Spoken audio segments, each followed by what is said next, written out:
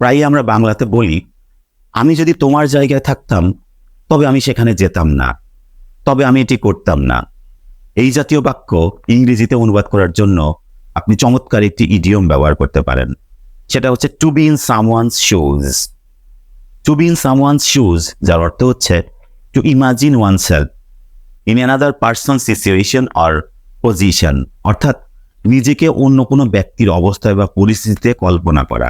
সেটাই হচ্ছে to be in someone's shoes. কিন্তু কেন এই ইডিয়মটার অর্থ হচ্ছে এরকম যে নিজেকে অন্যজনের পরিস্থিতির মধ্যে নিজেকে ভাবা বা কল্পনা করা, এটা কেন শুজের মধ্যে থাকা মানে এরকম হবে?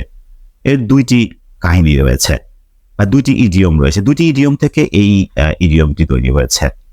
একটি হচ্ছে to walk a mile in someone's shoes, অর্থাৎ কারোর জুতা পরিধান করে কারোর জুতায় এক মাইল হাঁটা মানে সেই জুতা কোথায় ব্যথা লাগছে বা কোথায় পেইন হচ্ছে সেটা আপনি ভালো বুঝতে পারবেন এই ইডিয়ম থেকে। আরেকটি ইডিয়ম হচ্ছে, আমরা জানি যে যার জ্বালা সেই জানে। এটা একটা ইডিওমেটিক এক্সপ্রেশন, যার জ্বালা সেই জানে, প্রোভার্ব।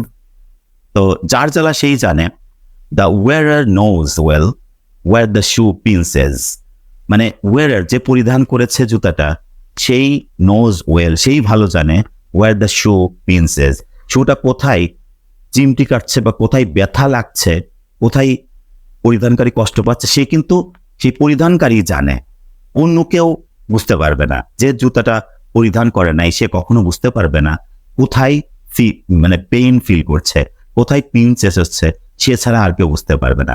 তো এই দুটি ইডিয়ম থেকে এসেছে। একটি হচ্ছে walk a mile in someone's shoes, আরেকটি হচ্ছে the wearer knows well where the shoe pinches. এখান থেকেই এই ইডিয়মটি এসেছে যে to be in someone's shoes. তার অর্থ হচ্ছে কারোর জুতার মধ্যে থাকা মানে কারোর পরিস্থিতিকে কল্পনা করা, কারোর পরিস্থিতিতে নিজেকে ভেবে বিষয়টাকে কল্পনা করা বা বিষয়টা উপলব্ধি করার চেষ্টা করা। এজন্যই to be in someone's shoes এই ইডিয়মটি উৎপত্তি হয়েছে এই দুটি ইডিয়ম থেকে। এখন বলি, আমি যদি তোমার জায়গায় থাকতাম তবে আমি সেখানে যেতাম না। তাহলে আমি যদি তোমার জায়গায় থাকতাম, এটা কিন্তু হাইপোথেটিক্যাল সেন্স, সেজন্য আপনাকে এখানে ভার্ব ওয়ার ব্যবহার করতে হবে। আমি যদি তোমার অবস্থানে থাকতাম, তোমার জায়গায় থাকতাম, তোমার পরিস্থিতির মধ্যে থাকতাম, তাহলে ইফ আই ওয়ার, থাকতাম সেজন্য were, if I were in your shoes, আমি যদি তোমার শুজের মধ্যে থাকতাম, আই উডেন্ট গো দেয়ার, আমি সেখানে যেতাম না, আই উডেন্ট ডু ইট, আমি এটি করতাম না। তাহলে if I were in your shoes, আমি যদি তোমার জায়গায় থাকতাম, আই উডেন্ট ডু ইট, আমি এটি করতাম না, আই উডেন্ট গো দেয়ার, আমি সেখানে যেতাম না। আরেকটি এক্সাম্পল হচ্ছে, তুমি যদি আমার জায়গায় থাকতে তবে তুমি কি সেই অফারটি গ্রহণ করতে? তাহলে তুমি যদি আমার জায়গায় থাকতে, এটাও second conditional sentence. If you were in my shoes, if you were in my shoes, তুমি যদি আমার জায়গায় থাকতে, would you accept that offer, তুমি কি সেই অফারটি গ্রহণ করতে? তাহলে এরকম সেন্টেন্স আপনি খুব সুন্দর করে এক্সপ্রেস করতে পারেন যে if you were in my shoes would you accept that offer, তুমি কি সেই অফারটি গ্রহণ করতে? এরকম সেন্সে আপনি to be in someone's shoes ব্যবহার করতে পারেন। আরেকটি এক্সাম্পল হচ্ছে, তোমার অবস্থায় থাকলে আমি কখনোই তাকে বিয়ে করতাম না বা বিবাহ করতাম না। তাহলে এই বাক্যটি দেখুন, তোমার অবস্থায় থাকলে আপনি ইফ ব্যবহার না করেও করতে পারেন। ইন ইউর শুজ, তোমার অবস্থায়, তুমি যে অবস্থায় রয়েছে সেই অবস্থায় যদি আমি থাকতাম, ইন ইউর শুজ, আমি কখনোই তাকে বিবাহ করতাম না। I would never marry her, I would never marry her, in your shoes I would never marry her. এই বাক্যটি করতে পারেন এরকম। শুজ দিয়ে আরেকটি ইডিয়ম রয়েছে, put oneself in someone's shoes, অর্থাৎ অন্য কারোর অবস্থায় নিজেকে রাখা, অর্থাৎ কোনো একজন ব্যক্তি কোনো পরিস্থিতির মধ্যে রয়েছে, সেই পরিস্থিতির মধ্যে নিজেকে রাখা। এটা ট্রানজিটিভলি আপনি ব্যবহার করতে পারেন।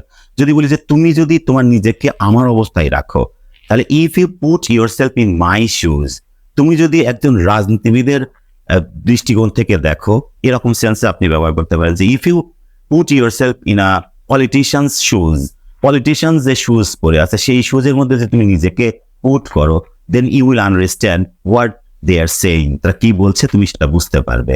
তাহলে এরকম করে পুট ওয়ানসেলফ ইন সামওয়ানস শুজও ব্যবহার করতে পারেন যে আমি যদি তোমার বাবার দৃষ্টিকোণ থেকে দেখি তাহলে আমি বলবো যে এই কাজটি ঠিক না। তাহলে if I put my self in your father's shoes, যদি আমি আমার নিজেকে তোমার বাবার শুজের মধ্যে রাখি, তাহলে আমি বলবো তাহলে আই উইল সে, আমি বলবো it is not right. I will say that it is not right, এটা সঠিক নয়, ইটস নট রাইট। তাহলে দেখুন, আমি যদি তোমার বাবার দৃষ্টিকোণ থেকে দেখি, এরকম সেন্সে কিন্তু আমি যদি তোমার বাবার অবস্থায় থাকি, নিজেকে পুট করি, তাহলে আপনি এটা ব্যবহার করতে পারেন যে if I put my self in your father's shoes, আমি যদি ফাদার শুজের মধ্যে নিজেকে রাখি, অর্থাৎ সেই অবস্থার মধ্যে যদি নিজেকে রাখি, আই উইল সে, আমি বলবো ইটস নট রাইট, এটা ঠিক নয়। প্রেজেন্ট টেন্সও আপনি ব্যবহার করতে পারেন। আমার অবস্থায় নিজেকে কল্পনা করো, তাহলে put your self in my shoes, আমার অবস্থায় নিজেকে কল্পনা করো, তার মানে হচ্ছে নিজেকে পুট করো আমার শুজের মধ্যে, then you will understand what I am saying আর why I am saying this, আমি কি বলছি, আমি কেন বলছি, you will understand, you will be able to understand better, তুমি সেটা ভালো বুঝতে পারবে। তো ভিউয়ার্স, যদি এই ভিডিওটি ভালো লাগে তাহলে অবশ্যই সাবস্ক্রাইব করতে ভুলবেন না। যারা আমার চ্যানেলটি অলরেডি সাবস্ক্রাইব করেছেন তাদেরকে অসংখ্য ধন্যবাদ। Thanks a lot again for watching this video.